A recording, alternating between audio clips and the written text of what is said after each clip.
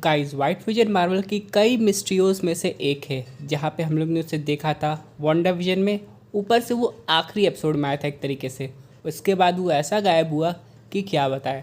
और तब से यहाँ पे काफ़ी थ्योरीज चल रही थी कि वाइट विजन आ सकता है, कहीं ना कहीं चला गया होगा, वापस से विजन के रूप में आएगा यानी कि रेड कलर का हो जाएगा।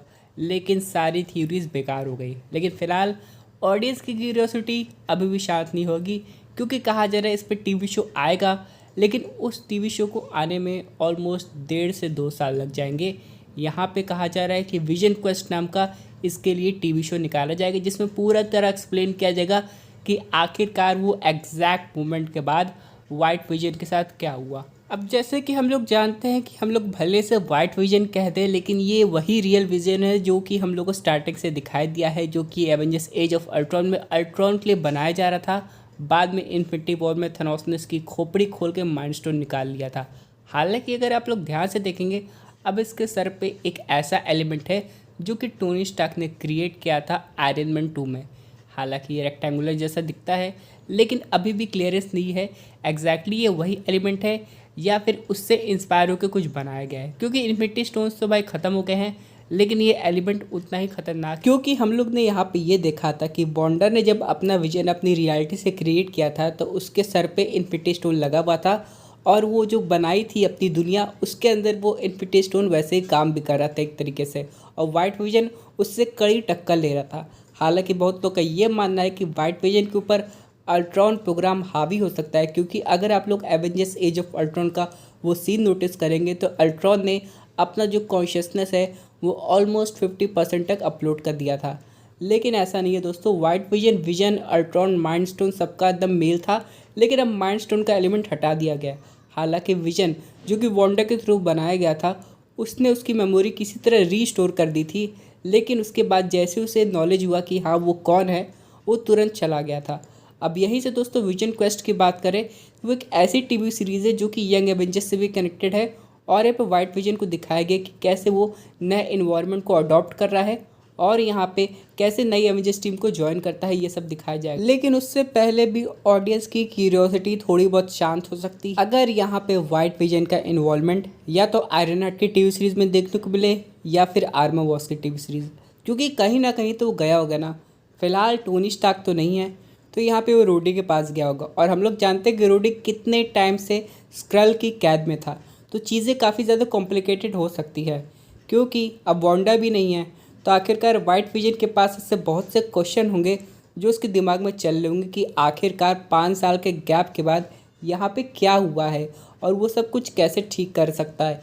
इसलिए दोस्तों ये टीवी सीरीज़ काफ़ी ज़्यादा इंटरेस्टिंग होने वाली है, लेकिन मार्वल इसको लेके काफ़ी टाइम लेगा। अब इस टीवी सीरीज़ को इंटरेस्टिंग बनाने के लिए जैसा कि मैंने बताया था कि वाइट विजन का केमियो कुछ अपकमिंग मार्वल प्रोजेक्ट्स में हो सकता है, जिसको लेके इसकी टीवी सीरीज़ की हाइप बनाई जा सके। लेकिन वो कब कहाँ होगा ये तो आने वाला समय बताएगा। वैसे सबसे ज़्यादा पॉसिबिलिटी इसकी बन रही है captain America brave new world में, जहाँ पे हम लोग को पहली बार हो सकता है वाइट विजन की झलक दिखाई दे, वो भी एंड बैटल सीन में। इसके बाद दोस्तों बात करते हैं मार्वल के अगले इंपॉर्टेंट प्रोजेक्ट की, जो कि है म्यूटेंट्स की मूवी। हालांकि केविन फेगी ने ऑलरेडी कमेंट कर दिया है कि यहाँ पे इसे हम लोग म्यूटेंट्स का ही नाम देंगे, और यहाँ पे मार्वल पहली मूवी बनाने के लिए एकदम आ गया है, यानी कि लाइव एक्शन वर्जन। हालांकि मार्वल एनिमेशंस के अंदर एक्समैन 97 हम लोग देख रहे हैं, लेकिन मार्वल ये भी सेटअप करने की कोशिश कर रहा है कि लाइव एक्शन एक्समैन मूवी कैसी होनी चाहिए, और इसका एग्जांपल हम लोग को देखने को मिल रहा है डेडपूल और वुल्वरीन के बीच में। जैसा कि यहाँ पे म्यूटेंट्स को कवर अप किया जा रहा है, और कुछ म्यूटेंट्स हम लोग को आगे के मार्वल प्रोजेक्ट्स में देखने को मिलेंगे सोनली, लेकिन फाइनली इनकी टीम अप मूवी बहुत जल्दी आने वाली है। लेकिन मार्वल ये डिसाइड करने में लगा हुआ है कि इनके सामने कौन से बड़े विलन को रखा जाए, और मार्वल के सामने अभी सिर्फ एक ही नाम आ रहा है, इन शबानूर, यानी कि अपोकलिप्स। अब हम लोग ने अपोकलिप्स वाली मूवी देखी होगी, और यहाँ पे मार्वल फिर से उसी को लाने वाला है, लेकिन इस बार और अच्छी तरीके से। अब सबसे पहले हम लोग यहाँ पे समझ लेते हैं इसके लिए दावेदार कौन है, यानी कि मार्वल कौन से एक्टर को प्रेफर करा है अपोकलिप्स के रोल के लिए। क्योंकि अभी यहाँ पे आप लोग ने कई फैन आर्ट्स देखी होगी, और 2 दिन पहले एक खबर भी आ रही थी कि हो सकता है डेवेन जॉनसन द रॉक अपोकलिप्स का रोल प्ले करे, और ये कोई एक म्यूटेंट नहीं होगा कि सिर्फ एक ही मूवी में टिका रहे, ये काफ़ी लंबा जाने वाला है, जिसकी वजह से ये काफ़ी खतरनाक हो सकता है। अब जैसे कि हम लोग ने जो पुरानी वाली मूवी देखी थी उसमें अपोकलिप्स का अंत एक झटके में हो गया था फाइनली, यानी कि वो पहली मूवी में दिखाया गया फिर ख़त्म भी हो गया उसी में। लेकिन इस बार ऐसा नहीं होगा, ये विलन काफ़ी लंबा चलेगा और यहाँ पे ये देखना काफ़ी इंटरेस्टिंग होगा कि मार्वल सिनेमैटिक यूनिवर्स में इसे कैसे दिखाता है, इसकी ओरिजिन कैसे समझाता है। क्योंकि दोस्तों यहाँ पे एक चीज़ तो तय है, मल्टीवर्स अब कनेक्टेड है, लेकिन मार्वल को म्यूटेंट से भी काफ़ी फ़ायदा उठाना है।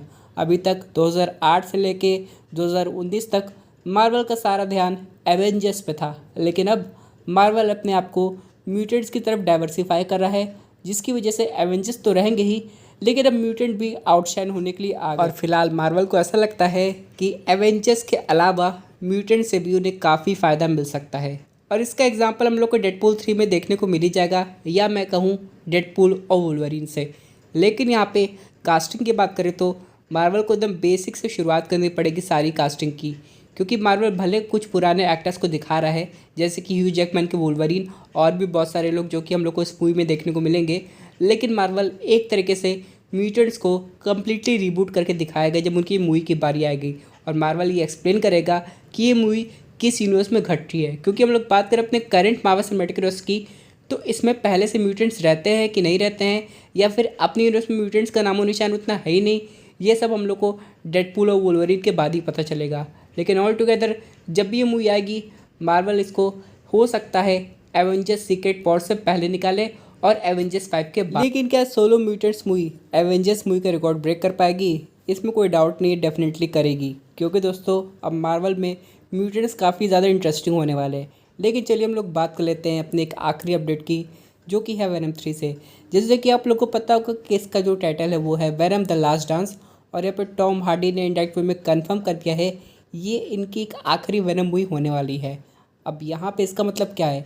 क्या ये वेनम सिम्बियोट हमेशा के लिए किसी और होस्ट के पास जाने वाला है, जिसके बाद से वेनम 3 बनेगी नहीं? और अगर वेनम का इन्वॉल्वमेंट होगा तो क्या वो फ्यूचर की टीम स्पाइडरमैन के साथ होगा? जैसे कि कोई भी स्पाइडरमैन की मूवी आई उसमें हम लोग को वेनम दिखाई दिया। ये सबसे बड़ा सवाल आता है दोस्तों, क्योंकि अगर वेनम आखिरी है ये, तो इस पर डेफिनेटली स्पाइडरमैन को दिखाना चाहिए, चाहे वो टॉम का हो या फिर एंड्रू का। वैसे कहा जा रहा है कि टॉम हॉलैंड के स्पाइडरमैन हम लोग को फाइनली इस मूवी में देखने को मिलेगा, क्योंकि जिस तरीके से नो वे होम एंड हुई है, यहाँ पे जो वेनम है वो काफ़ी ज़्यादा डेस्परेट है टॉम हॉलैंड के स्पाइडरमैन से मिलने के लिए। उसके बाद दोस्तों हम लोग को स्पाइडरमैन 4 देखने को मिलेगी। लेकिन अगर यहाँ पे वाकई में टॉम वेनम के यूनिवर्स में आता है, स्पाइडरमैन 4 की कहानी पे बहुत बड़ा सवाल खड़ा हो जाएगा। जैसे कि यहाँ पे हम लोग को पता है कि स्पाइडरमैन 4 में मेजर एलिमेंट वेनम सिम्बियोट ही होना चाहिए, जो कि उस रियल वेनम का सब। लेकिन अगर टॉम उस सब पार्ट के साथ वेनम के यूनिवर्स में जाके उसे वापस कर देगा, तब तो स्पाइडरमैन की 4 की कहानी से वो सिम्बियोट हमेशा के लिए हट जाएगा। ये ऑडियंस को हजम नहीं होगी, क्योंकि ऑडियंस टॉम हॉलैंड को भी वेनम सिम्बियोट के साथ देखना चाहती है, और बाद में अगर वो सिम्बियोट किसी होस्ट पे आता है तो उसके पास स्पाइडरमैन की पावर्स भी रहें।